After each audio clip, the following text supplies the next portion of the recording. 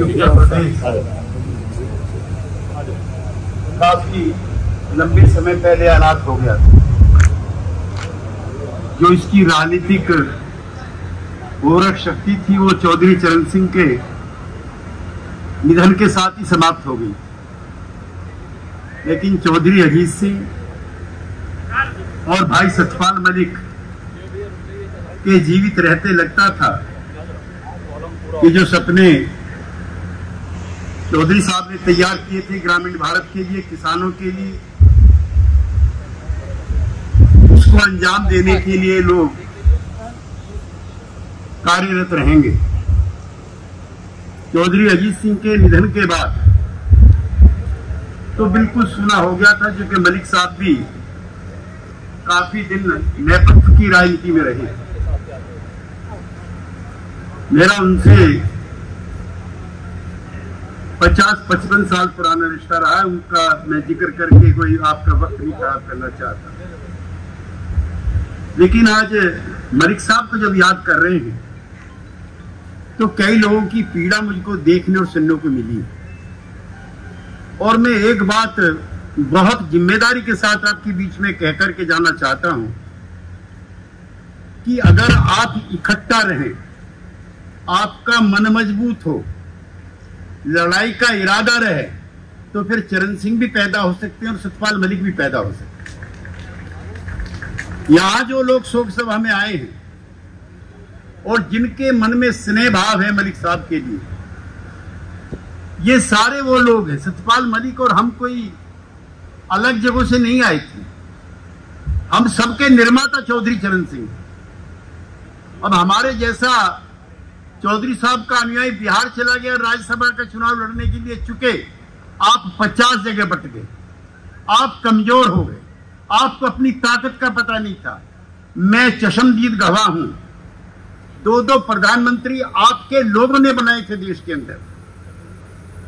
मुरारजी भाई प्रधानमंत्री बने थे तो आपकी ताकत से, वीपी सिंह प्रधानमंत्री बने थे तो आपकी ताकत से, 7-8 राज्यों में मुख्यमंत्री थे तो आपकी दी हुई ताकत थी, 50 मंत्री बनते थे देश में, पश्चिमी यूपी में, उत्तर भारत में, आपकी देन थी।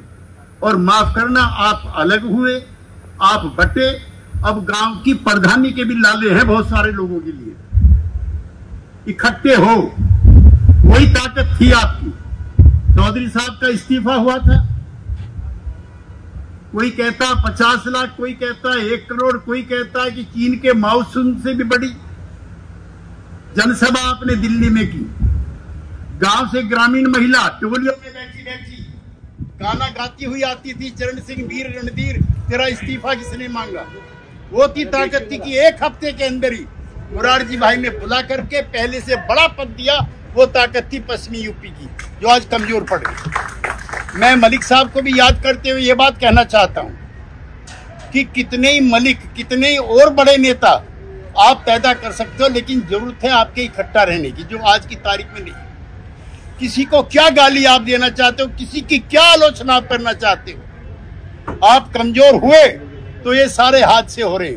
अगर ताकत हुई होती तो सतपाल मलिक का स्वागत और सत्कार मरने के बाद और भी बड़ा हुआ होता। लेकिन उस दिन तिरंगे झंडे में लिपट करके मलिक साहब चले जाते तो शायद हम लोगों को पता ना लगता। जो आपके तिरंगे भाव में निपट करके जो आज सतपाल मलिक का सम्मान हो रहा है, उस तिरंगे में जाने वाले सतपाल मलिक से कई गुना बड़ा है। मैं बहुत समय नहीं लेना चाहता, कई घंटों से आप बैठे हुए हैं। एक चीज मैं जरूर कहना चाहता हूं कि ये जो किसान राजनीति थी जिसका जिक्र पीएम सिंह जी ने किया, पिरुनी साहब ने किया, ये अब किस्तों में बट गई, खापों में बट गई, राज्यों में बट गई। चौधरी साहब थे तो कश्मीर से कन्याकुमारी तक, आज कोई नहीं है उनके जैसा नेता, निकट भविष्य में कोई हो भी नहीं सकता। ये भी मैं कहना चाहता हूँ, क्योंकि चरण सिंह बनने के लिए कोई खाली जात की जरूरत नहीं होती है। चरण सिंह बनने के लिए ज्ञान की जरूरत होती है, त्याग की जरूरत होती है, तपस्या की जरूरत होती है, और मुख्यमंत्री बन और प्रधानमंत्री पद को ठोकर की तरह से मारने की जिसकी इच्छा और अभिलाषा होती है, तब चरण सिंह पैदा होते। कोई एक मौका नहीं था उत्तर प्रदेश में, जब कई बार और हर बार लात मारने के बाद, हर बार सत्ता को ठुकराने के बाद उनकी कदर काठी बढ़ती। हमने करीब से देखा, करीब से जाना है। जब लोगों ने सोचा कि शायद वो ताकत कमजोर हो गई है, हमने वो लम्हे भी देखे हैं कि मुरारजी भाई बुला बुला करके पूछते थे कौन सा मंत्रालय चाहिए। चौधरी साहब ने कहा मैं तो देने वाला हूं, मैं लेने वाला नहीं। जिस कुर्सी पर आप बैठे वो कुर्सी भी मेरी दी हुई, इसलिए आप निराश मत हो। मलिक साहब आज हमारे बीच में नहीं है, हम और भी मलिक जैसा पैदा करेंगे, लेकिन उसके लिए आपकी उत्सुकता और आपकी एकता की जरूरत है। जहां आप जिस दिन इकट्ठा हो जाओगे उस दिन फिर बड़े करिश्मे पैदा हो जाएंगे। अब इन इलाकों की पहचान बंद हो गई, बिल्कुल बंद हो गई। कितने मंत्री हैं आपके यहाँ के? चौधरी चरण सिंह जब राजनीति में 67 के बाद आए हैं, उसके बाद आपके रुतबे और कद बढ़े हैं। दोनों हमारे मित्र एमएलए रहे हैं, इनसे पूछो। जब लखनऊ में जाते थे तो पूछते थे कहाँ के रहने वाले हो, बताया यहाँ के रहने वाले हैं, तो चाय भी मुफ्त मिलती थी। अब तो रिक्शा वाला भी ज्यादा पैसे मांग लेगा अगर बता दिए यहाँ के रहने वाले। लिहाजा उन सवालों को फिर उठाओ, चाहे वो किसान के सवाल हो, मजदूर के सवाल हो, आपसी भाईचारे के सवाल, जो चौधरी चरण सिंह देके गए हैं। हम और सतपाल मलिक बैठे हुए सामने हमारे आधा दर्जन मित्र और भी हैं, सब उन्हीं की दी हुई देन है। उनके राजनीति में बड़ी भूमिका निभाने से पहले हमारे और इनके जैसे लोगों को कौन एमएलए एमपी बनाता था? कुछ खास लोग थे, कुछ खास तबके के लोग थे जो एमएलए एमपी बनते थे। चौधरी चरण सिंह उस राजनीति को लेकर के गरीब के द्वारे पाए थे।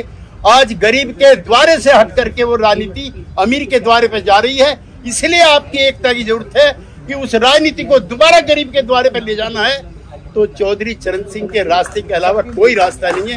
बहुत बहुत धन्यवाद।